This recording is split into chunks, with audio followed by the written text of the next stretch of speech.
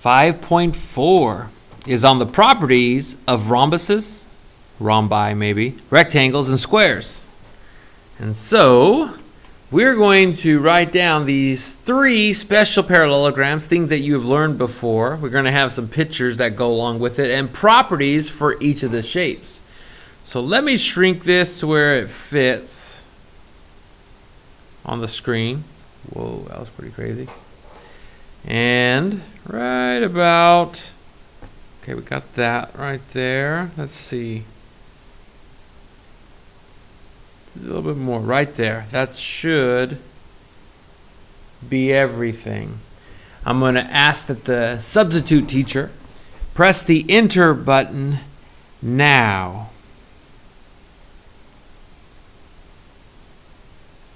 Hopefully we press the enter button again to get back to this stage. That's what I hope happened.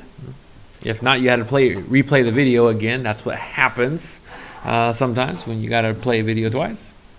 But let's go ahead and keep going here because I do have some examples. I have 3, 7, 10, and 31 for us to do. But before we get to that, let's talk about these things that you probably already know.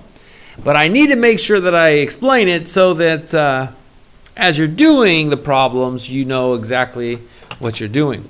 First and foremost, the way we are going to define a rhombus, a rectangle, and a square is that they are parallelograms, which means every property in 5.2 that applied to a parallelogram applies to these 3 shapes as well.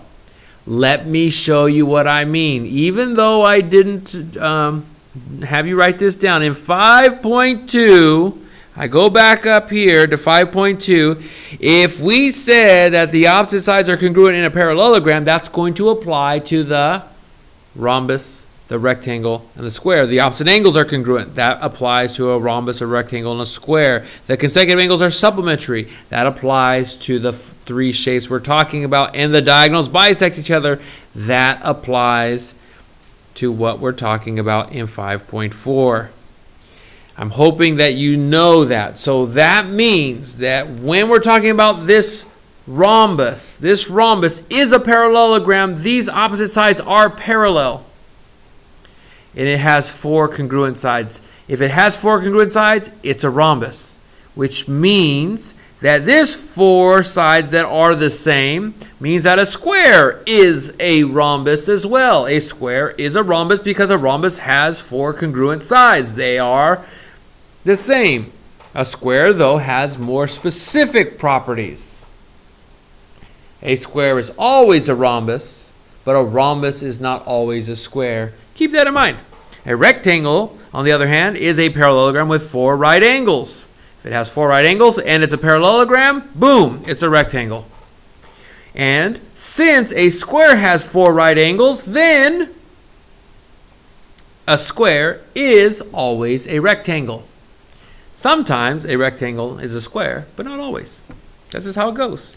It's kind of like, you know, if the rhombus and the rectangle was a mom and a dad and they had a child, they would have the square because the square has properties from both the mom and the dad. It's kind of an interesting thing when you think about it like that.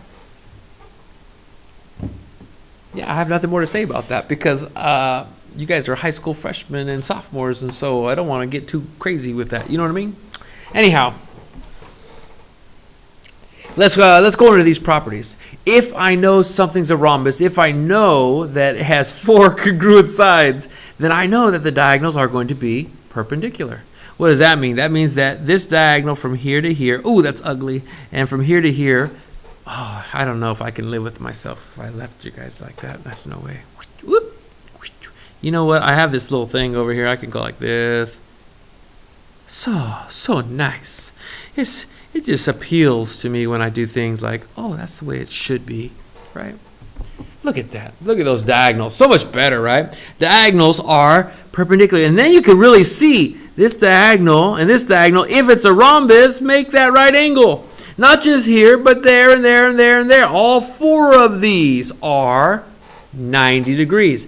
If you forget that perpendicular means 90, then put it in your notes. Put 90 degrees right there. It's a good thing when you look back and you say, oh yeah, I remember. That makes 90 degrees. Perfect. Each diagonal bisects their respective angles. Now this is a unique property to a rhombus. If this is the diagonal, it bisects this angle. Think of this angle as a big angle, and it gets cut, boom, boom, right down the middle. It only works for a rhombus there, and it works for this side as well. These are going to actually match each other, believe it or not, because the opposite sides, since they're parallelograms, are congruent. Opposite angles are congruent. And then over here, these get bisected as well. So I'm going to put a double and a double, a double and a double. Ooh, double, double. In-N-Out burger. Yum. And there we go. Then lastly, the diagonals bisect each other, so this and this might be the same. Oh, they've already used a single. Let's use a double, and then let's use a triple and a triple. There you go. Those are all the properties of a rhombus, and we did it in that picture. Now for a rectangle, the diagonals are congruent and the diagonals bisect each other. So let's talk about what that looks like. If I go here and I take this wonderfully straight diagonal, gosh, that's so good. You can tell. It appeals to you. I can tell. I see a lot of smiles in the room. I do. The diagonals are congruent. This distance will be exactly the same as this distance here. Because it's a rectangle. There's no way to make a rectangle not a rectangle if those diagonals aren't congruent to each other. Contractors use this all the time in construction. If they know that this measurement should be equal to this measurement when they're building a building. If they're making a wall for this room, and since it's a rectangle, they should be able to measure this diagonal and this diagonal to know if their wall is straight. Literally, I mean, that's what they do. These also bisect each other. So those are going to be congruent to each other as well. And since this side is the same as this side, you use a 1, a 1, a 1, and a 1. Lastly, since a square is a rhombus and a rectangle, it's going to have these properties and these properties too. So what does that look like? Let's draw those suckers in there. Let's put this diagonal in there. Bam. And this diagonal in there.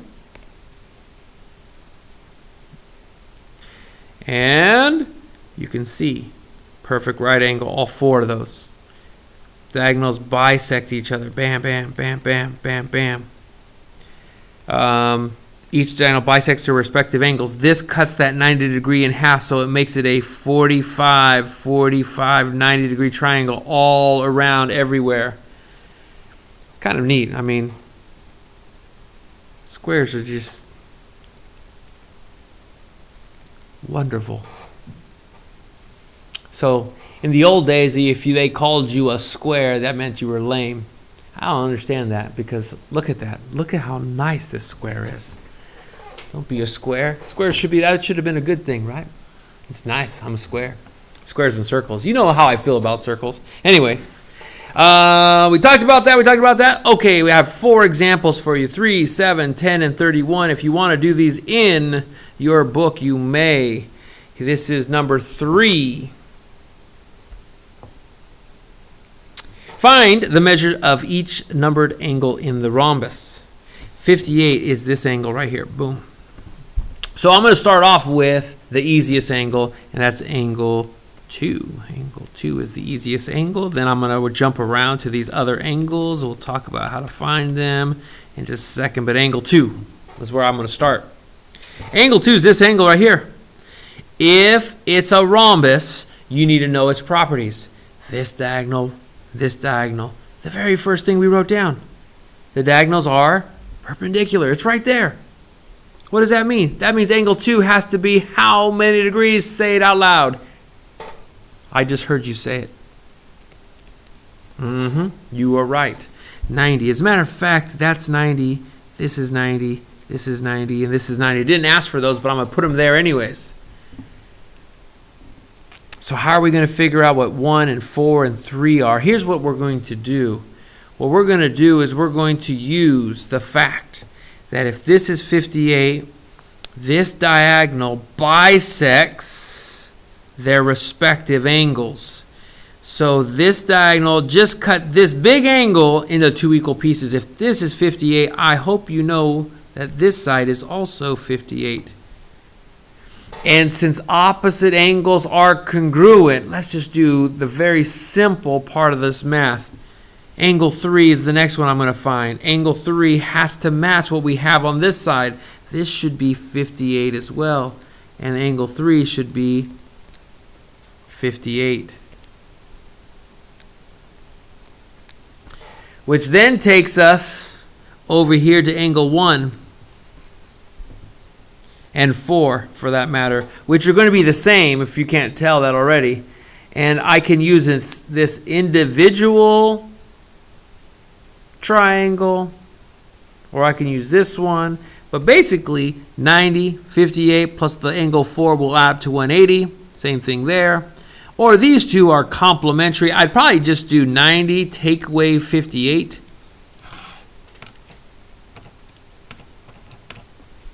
And since I don't want to make any mistakes on the computation, I'm using a calculator. And I'm getting that this is 32 degrees. This is 32 degrees.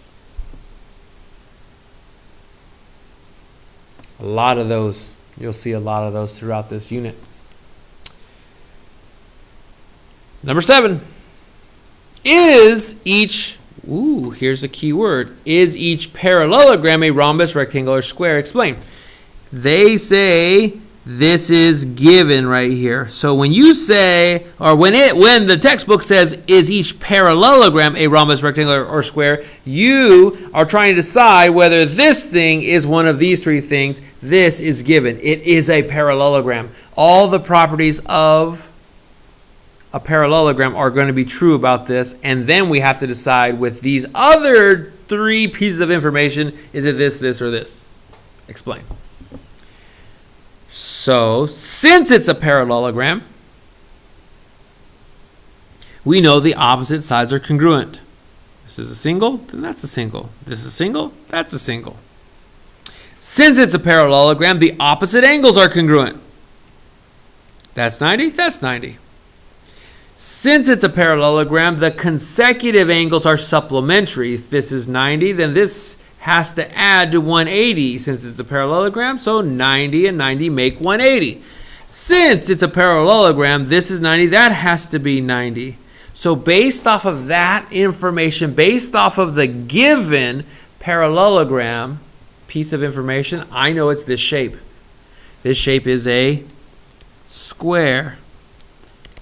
I need to explain. How do I know it's a square? The opposite. Here's the definition. First and foremost, it's a parallelogram with 4 congruent sides and 4 congruent angles. That's for sure. That's the definition of the square. How else do we know that it's a square? We knew that it had 4 congruent sides because the opposite sides are congruent. We also use that the opposite angles were congruent. And then we use that the consecutive angles were supplementary. That's literally everything we did to figure out the answer to number 7. Scooting this up. Number 10. JKLM is a rectangle. If JL is 4x minus 12 and MK is x, what's the value of x? What's the length of each diagonal? Now, the reason why I chose this one is because, just in case you don't know, in geometry textbooks, when you have a rectangle, I think I have a rectangle right here. Ooh, I love these things. When it tells you the name of it, JKLM, they're telling you how to write it in order. It doesn't matter which corner you pick, so I'm going to start at the top. But you go in order around the object. J, then K, then L, then M. That's basically what you do. You don't go down. You don't go. You just go around the circle. If I start at J here, you go J, K, L, M. You just go around. That's how all geometry textbooks are written. which means JL, they're not talking about a side. They're talking about a diagonal. When they talk about MK, they're talking about a diagonal. Since it's a rectangle, what do I know about the diagonals of these things? I'm hoping you know. I hope that you just said that the diagonals are congruent to each other. So that distance, 4x minus 12, should be equal to this distance of x. And there's got to be a value at which the left side and the right side will be the same. Let's figure out what that is. Plus 12. Subtract an x. Divide by 3. What is the value of x? X is 4. I found my first answer. Notice that it's not just asking for that. It said, what is the length of each diagonal? That was the second thing they asked for. Well, how long is it? Oh, guess what? MK is a diagonal. It's 4. And what would that be if I plugged the 4 in? 4 times 4 is 16 minus 12 is 4. So x was 4 and the length of each diagonal was 4. Most of the time when a math teacher's making these kind of things up, we would make you plug it in and it would be a different answer. Just so you know. The textbook authors here, sometimes, you know, they've been writing books and problems for lots of things. They don't think like a math teacher thinks sometimes. So as a math teacher, be ready to plug things in that are going to be different answers, just so you know. Last example, 31. Find the value of the variables for each parallelogram. It's a parallelogram. This is given. It's a parallelogram. RZ is 2x plus 5. 2x plus 5. SW is 5x minus 20. Now, before I start this problem, I got to know, well, it's a parallelogram, but there's a right angle there.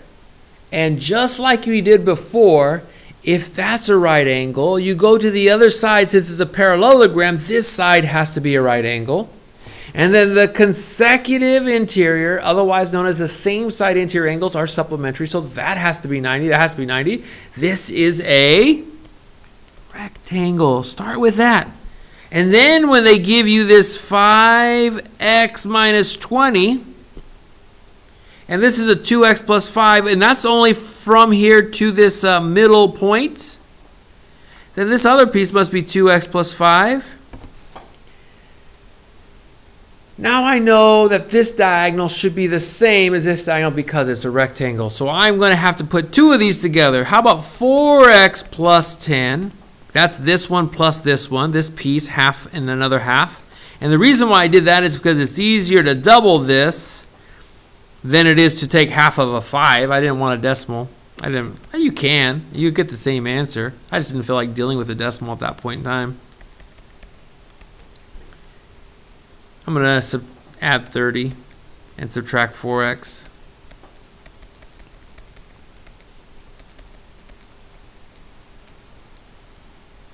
Which means x is 30. Find the values of the variables. Did I find x? Yes. They didn't ask me to plug anything back in, so my final answer is x is equal to 30. I'm going to stop your notes right there.